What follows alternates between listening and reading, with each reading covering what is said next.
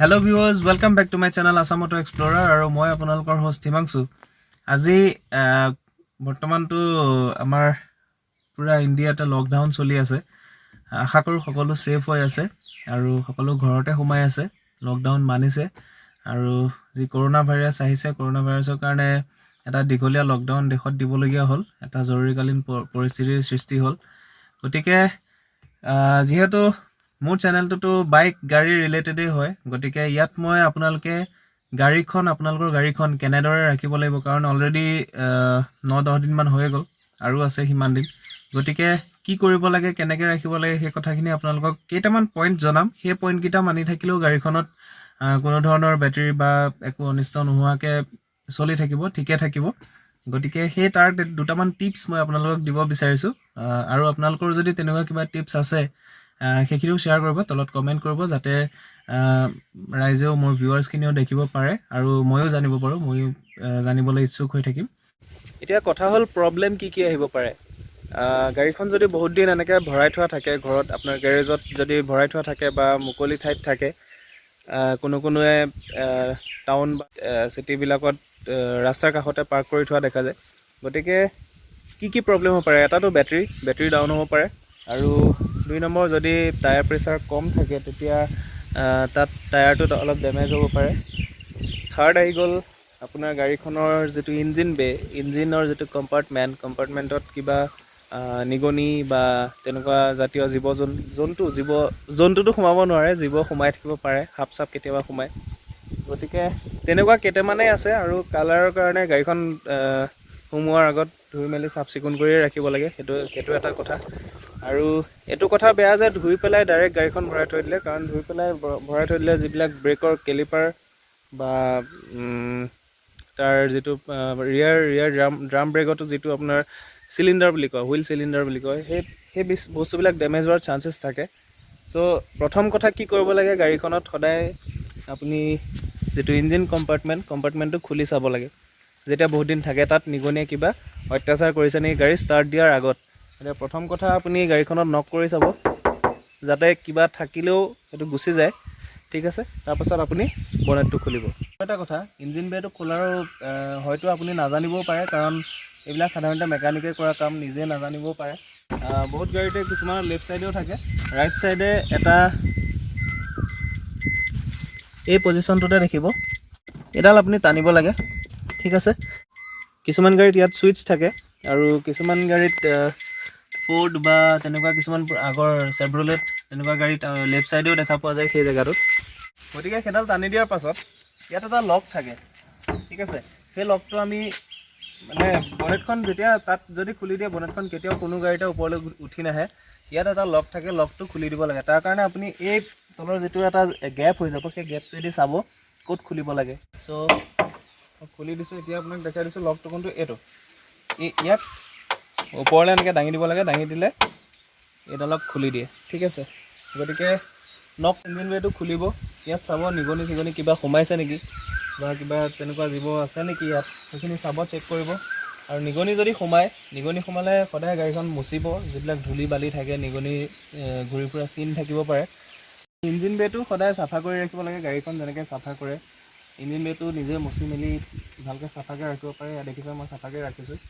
গতিকে যদি তেনেকুৱা থাকে, ইয়াত নিগনিৰ কাৰণে বহুত ধৰণৰ এতিয়া মেডিচিনো ওলাইছে, বা এটা বস্তু ইউজ কৰিব, মানচাদা যিটো পেকেট, মানচাদা যিটো মানে বস্তুটো, চাদাটো যে সেইটো একচুৱেলি ইমানেই বিষাক্ত বস্তু খাব নালাগে বুলি কয় যে, সেইটো যদি আপুনি টোপোলা কৰি এনেকুৱা কিছুমান জেগাত থয় য'ত নিগনি সোমাব পাৰে, তেতিয়া নিগনি নোসোমায় বুলি কৈছে, কিন্তু মই এতিয়ালৈকে প্ৰেক্টিকেলি সেইটো প্ৰমাণ কৰি পোৱা নাই, ঠিক আছে। ইঞ্জিন বেটো চাব, ঠিকেই আছে,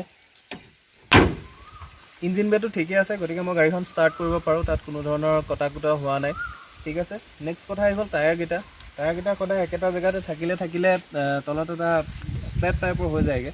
গতিকে সেইটো নহ'বৰ কাৰণে পাছত আপুনি গাড়ীখন যেতিয়া চলাব, যদি এয়াৰ প্ৰেছাৰটো কম থাকে, তেনেকৈ যদি বহুত দিন থাকি যায়, তেতিয়া আপুনি গাড়ীখন চলালে পাছত মানে গাড়ীখন অকণমান কপা নিচিনা পাব পাৰে। গতিকে সেই প্ৰব্লেমবিলাক নহ'বৰ কাৰণে গাড়ীখন যে অকণমান ষ্টাৰ্ট দি পেলাই থৈ দিব নালাগে, অলপ অগা পিছা কৰিব লাগে, সেইটো সেইকাৰণে কোৱা যায়।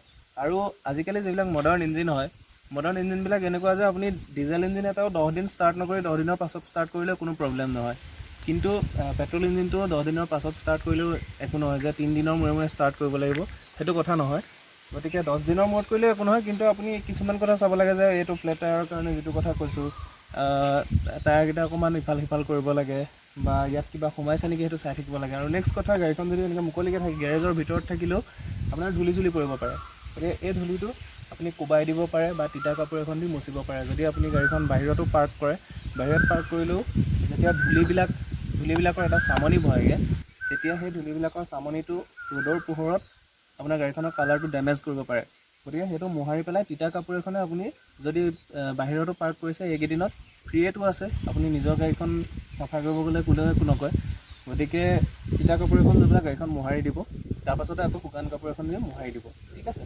তেতিয়া আপোনাৰ গাড়ীখনৰ কালাৰটো প্ৰটেক্ট হৈ থাকিব। নেক্সট কথা হ'ল ইণ্টেৰিয়ৰটো।